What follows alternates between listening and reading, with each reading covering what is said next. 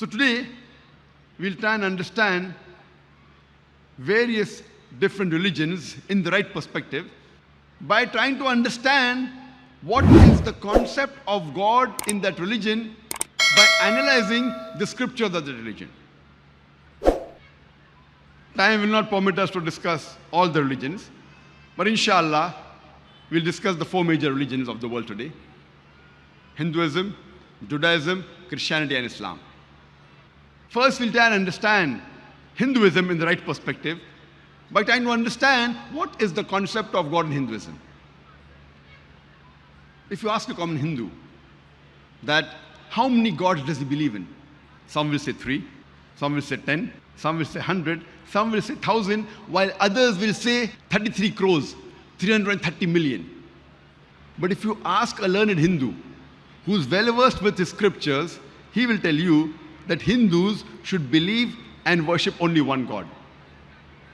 But the common Hindu, he believes in a philosophy known as pantheism. Pantheism means the common Hindu believes that everything is God. The tree is God, the sun is God, the moon is God, the human being is God, the snake is God. What we Muslims believe is everything is God's. G-O-D with an apostrophe S. Everything belongs to God. The tree belongs to God, the sun belongs to God, the moon belongs to God, the human being belongs to God, the snake belongs to God.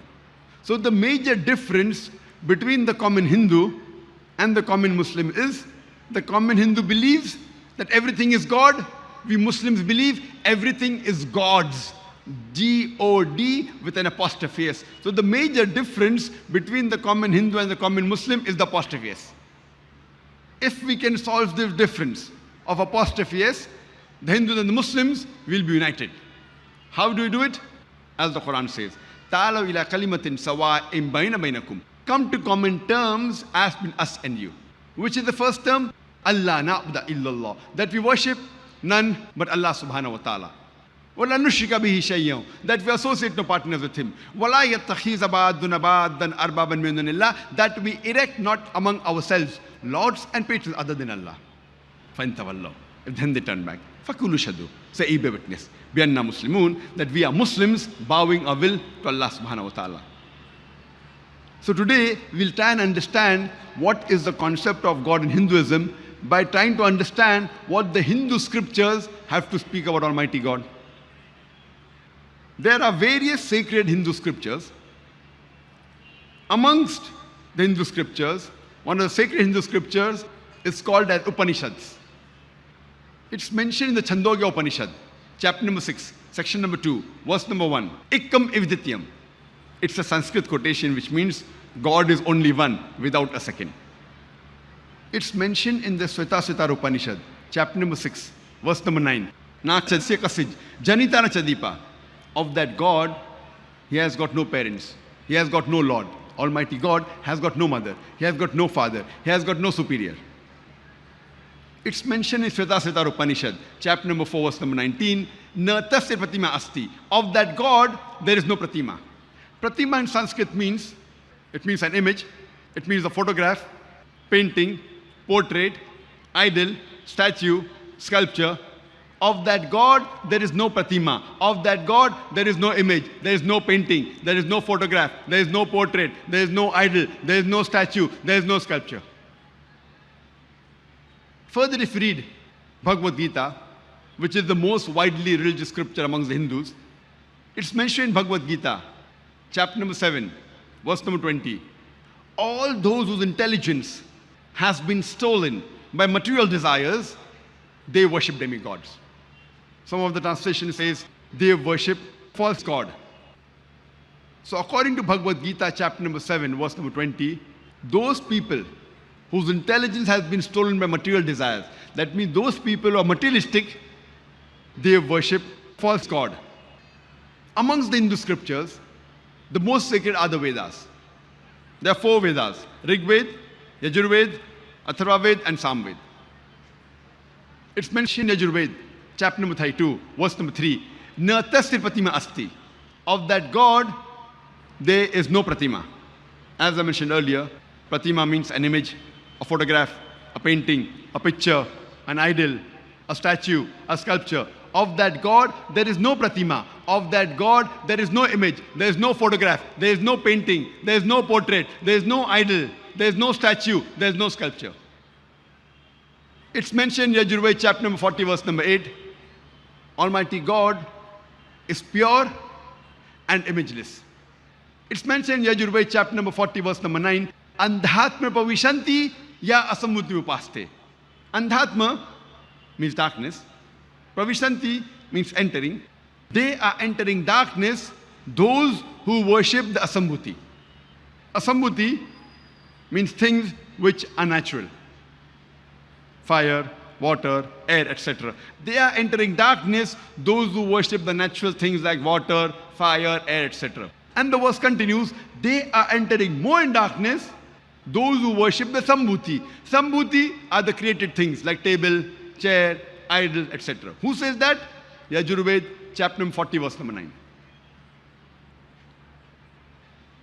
Further, if you read the Atharva Ved, book number 20, hymn number 58, verse number 3, it says, Dev Maha Asi.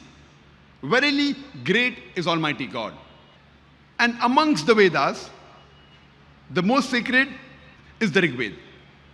It's mentioned in Rig Veda, volume number 1, hymn number 164.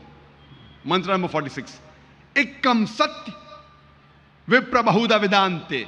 Truth is one. God is one.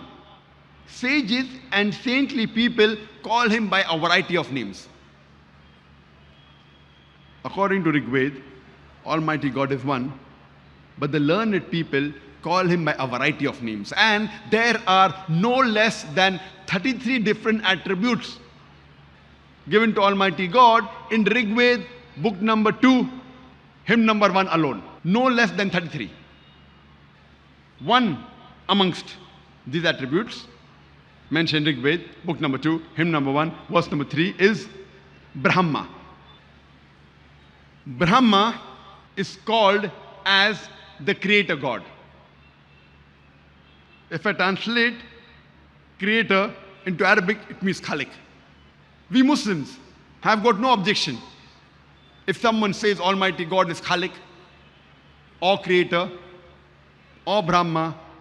But if someone says Brahma is Almighty God who has got 4 heads and on each head is a crown, he has got 4 hands, we Muslims take strong objection to it. Moreover, you are going against Svetasvatara Upanishad, chapter number 4, verse number 19, which says, Na tasya pratima asti, of that God there is no image. The other attribute given to Almighty God in Rig Veda, book number 2, hymn number 1, verse number 3, is Vishnu. Vishnu is called as the sustainer God. If you translate sustainer into Arabic, it is somewhat similar to Rabb. We Muslims have got no objection if someone says Almighty God is Rabb or sustainer or Vishnu. But if someone says Vishnu is Almighty God who has got 4 hands, one of his right hands is the discus, the chakra, the other left hand he has the conch, he's traveling on a bird by the name of Garuda or floating on water on a bed of snakes, we Muslims take strong objection to it.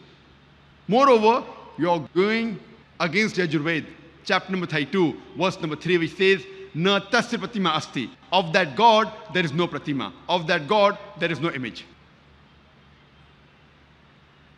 It's further mentioned in Rig Veda, book number 8, hymn number 1, verse number 1. Ma Chidanandi Sansad. Do not worship anyone but one true God. Praise him alone. It's mentioned in Rig Veda, book number 6, hymn number 45, mantra number 16. Ya ekit mushtihi. Praise only the one true God. He alone should be praised. And the Brahma Sutra, the fundamental creed of Hinduism is Ekkam Braham Dyotya Naste. Nena Naste Kinchan. Bhagwan ek hi hai, dusra nahi hai. Nahi hai, nahi hai, zara bhi nahi hai. There is only one God, not a second one. Not at all, not at all, not in the least bit. If you read the Hindu scriptures, you should understand the concept of God in Hinduism and understand Hinduism in the right perspective.